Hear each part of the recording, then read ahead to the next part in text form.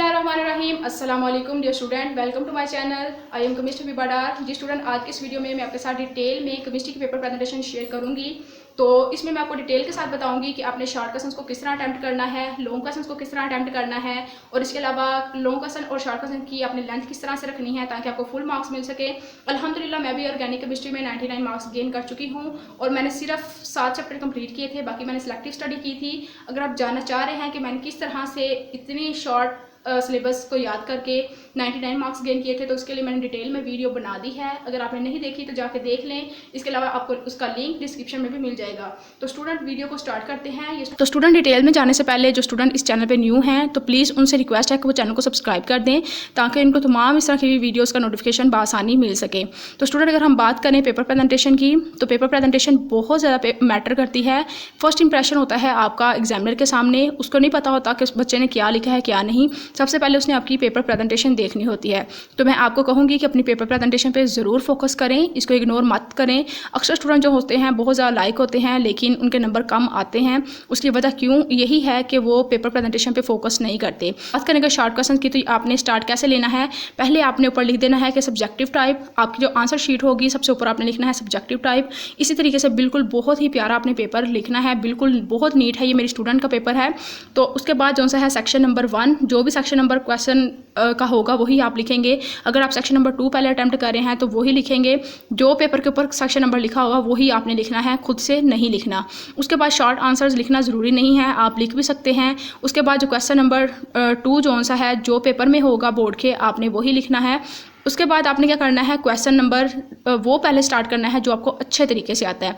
जो क्वेश्चन आपको अच्छे तरीके से आते हैं आपने वही पहले अटैम्प्ट करने हैं, क्योंकि first impression is the last one. तो ये बात बिल्कुल ठीक है कि अगर आपका पहला क्वेश्चन ही गलत होगा तो जो ओवरऑल है एग्जामिनर पे इंप्रेशन बुरा जाएगा, तो नंबर जो से है वो कम होने के बहुत ज़्यादा चांसेस होते हैं। तो आपने शुरू में वही क्वेश्चन लिखने हैं, वही आंसर्स देने हैं जिनका आपको 100% श्योर है कि हमें बिल्कुल सही आते हैं।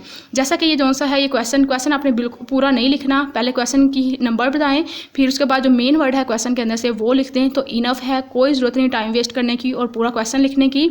और उसके बाद जो उसका आंसर है वो लिखें। कोशिश करें कि पॉइंट्स बना के लिखें। अगर आंसर इस तरह का है कि उसकी एग्जाम्पल भी है, टाइप्स भी है, डेफिनेशंस भी है, तो पहले डेफिनेशन की हेडिंग दे, फिर एग्जाम्पल की हेडिंग दे, फिर टाइप्स की हेडिंग दे। इस तरह पॉइंट्स बना के अटैम्प्ट करें। इस तरह से आपको पूरे मार्क्स दिए जाएंगे।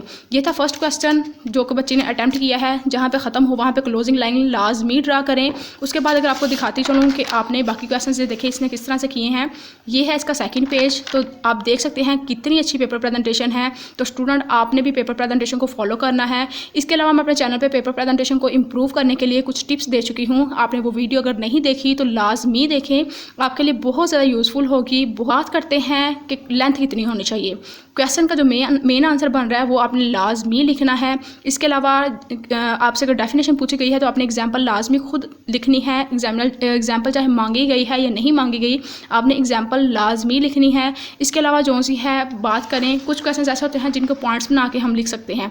जैसा कि यूजेस ऑफ बोरिक एसिड वाला ये क्वेश्चन बच्चे ने पॉइंट्स बना के लिखे हुए हैं। आप भी बिल्कुल इसी तरीके से पॉइंट्स बना के लिखें और जो पेपर प्रेजेंटेशन में ये काफ़ी ज़्यादा गुड पॉइंट समझा जाता है। उसके बाद ये देखिए अगला क्वेश्चन बिल्कुल इसी तरीके से। अब ये देखिए बच्चे ने पूरा इसी तरह ही लिख दिया हुआ है। जैसे ये लिखा हुआ है 99.3%, तो आपने इसको मार्कर के साथ लिखना है। 100 ग्राम को मार्कर के साथ लिखना है।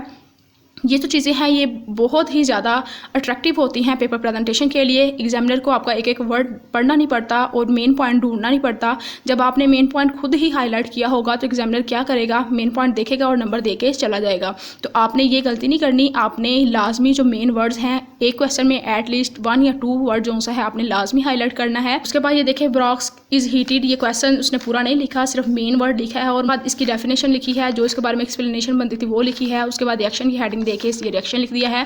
तो जी ये अगला क्वेश्चन है, ये इन दोनों के फार्मूलाज लिखने थे, बस नेट्रॉन और ये लिख के उसके आगे इनके फार्मूलाज लिख दिए गए हैं। बिल्कुल डिफरेंस की बात करें तो डिफरेंस आपने हमेशा स्टूडेंट्स इसी तरीके से करना है जैसा कि इस बच्चे ने किया हुआ है। होमोसाइक्लिक और हेट्रोसाइक्लिक कंपाउंड के दरमियान मैंने डिफरेंस दिया था। पहले डेफिनेशन की हेडिंग दे के डेफिनेशन लिखी है, दरमियान में लाइन लाजमी ड्रा करनी है। लाइन ड्रा करके फिर ही आपने डिफरेंस लिखना है। ये नहीं करना कि पहले होमोसाइक्लिक के बारे में सारा लिख दो फिर हेट्रोसाइक्लिक के बारे में सारा लिख दो, तो ये प्रेजेंटेशन के लिए अच्छा नहीं है। डिफरेंस हमेशा आपने इसी तरीके से फॉलो करना है और इसी तरीके के पूरे मार्क्स मिलते हैं। दूसरे तरीके के कोई भी गारंटी नहीं, वो एग्जामिनर पर डिपेंड करता है। अगर एग्जामिनर आपको अच्छा मिल जाए तो वो नंबर दे भी सकता है, अगर अच्छा ना हो तो फिर नंबर काट भी सकता है। तो आपने इसी तरीके से डिफरेंस जब करना है, पहले डेफिनेशन की हेडिंग देनी है, उसके बाद आपने अगर एग्जाम्पल है तो एग्जाम्पल की हेडिंग दें, और उसके बाद अगर आपके पास एक्सप्लेनेशन है या कुछ और पॉइंट्स बन रहे हैं तो इस तरह पॉइंट्स बना के जो सा है आप डिफरेंस करें।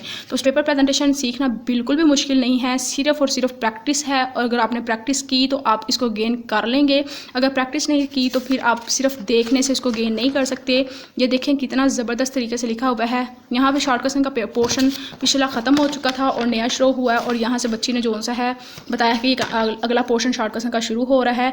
आपने इस तरह नहीं करना कि एक पोर्शन से एक शॉर्ट क्वेश्चन उठाया उसको हल करके फिर दूसरे पोर्शन से उठाया उसको हल किया, नहीं जी। पहले एक पोर्शन स्टार्ट करें, उसके क्वेश्चन पूरे करें, फिर उसके बाद नेक्स्ट पोर्शन जो सा है शॉर्ट क्वेश्चन का उसको शुरू करें। कभी भी मिक्स ना करें, इस तरह एग्जामिनर जो सा उलझन में पड़ जाएगा और उसको पता नहीं चलेगा आपने कितने क्वेश्चन किए हैं और किस पोर्शन से किए हैं। इसमें आपका भी नुकसान होगा और एग्जामिनर भी परेशान होगा। तो अपने एग्जामिनर को परेशान नहीं करना, अगर आप परेशान करोगे तो आपका इसमें खुद ही नुकसान है। उस देखिए शॉर्ट क्वेश्चन खत्म हो चुके हैं। लास्ट वाला क्वेश्चन था फैटी एसिड्स वाला और एग्जाम्पल वाला। फैटी एसिड्स की पहले डेफिनेशन की गई है, फिर इसकी एग्जांपल्स दी गई हैं, और यहाँ पे जो सी है क्लोजिंग लाइन ड्रा करने के बाद नीचे सेक्शन 2 और उसके बाद लॉन्ग क्वेश्चन और क्वेश्चन नंबर 1 लिख के ए वाला पोर्शन लिखा, उसका मेन पॉइंट लिखा और आगे जो सा है क्वेश्चन अटैम्प्ट करना शुरू कर दिया। ये देखें ये आगे पूरा क्वेश्चन चल रहा है, पॉइंट्स बना के लिखे हैं, पहले सिमिलैरिटीज़ बताई हैं, फिर डिफरेंस बताए हैं क्वेश्चन में। ये ऑर्गेनिक का पेपर है, कंप्लीट पेपर था। और यहाँ पे जो सा है फर्स्ट क्वेश्चन खत्म हो चुका है, उसका ए पार्ट खत्म हो चुका है। आगे क्वेश्चन नंबर वही लिख के उसके बाद क्वेश्चन उसका बी पार्ट लिखा और आगे से सारा ये देखें क्वेश्चन हल किया, डेफिनेशंस वगैरह लिखी, रिएक्शंस वगैरह लिखे हैं, ये देखें जी आपके सामने। और उसके बाद मैकेनिज़्म सारे पॉइंट्स बना के यहाँ पे ख़त्म हुआ है, यहाँ पे क्लोजिंग लाइन ड्रा कर दी है। और इसी तरीके से आपने भी अपना पेपर खूबसूरत और नीट अटैम्प्ट करना है ताकि एग्जामिनर आपको पूरे मार्क्स लेके जाए। और ये लॉन्ग क्वेश्चन था SN1 और SN2 में डिफरेंस, तो आपने भी डिफरेंस इसी तरीके से फॉलो करना है। डेफिनेशन लिखनी है, रिएक्शन लिखना है, उसके बाद जो सा है कॉन्फ़िगरेशन लिखनी है और इसी तरीके से आगे इसको अटैम्प्ट करते जाना है पॉइंट्स बना के, ताकि एग्जामिनर किसी भी तरह से आपके नंबर ना काट सके। यहाँ पे आके पेपर ख़त्म हो गया है। बाकी जितनी भी आपकी एक्स्ट्रा शीट बचे हैं पेपर में, आपने क्या करना है उन पे लाइन ड्रा कर देनी है, ठीक है। तो स्टूडेंट ये थी आज की वीडियो। उम्मीद करती हूँ आपको मुकम्मल तौर पर समझ लग गई होगी, आपको ये वीडियो देख के काफ़ी ज़्यादा फ़ायदा हुआ होगा। इसके अलावा कोई भी क्वेश्चन हो आपके जहन में आप पूछ सकते हैं कमेंट सेक्शन में। वीडियो पसंद आए तो वीडियो को लाइक कर दें और चैनल को सब्सक्राइब कर दें। मिलते हैं नेक्स्ट वीडियो में। अल्लाह हाफिज़।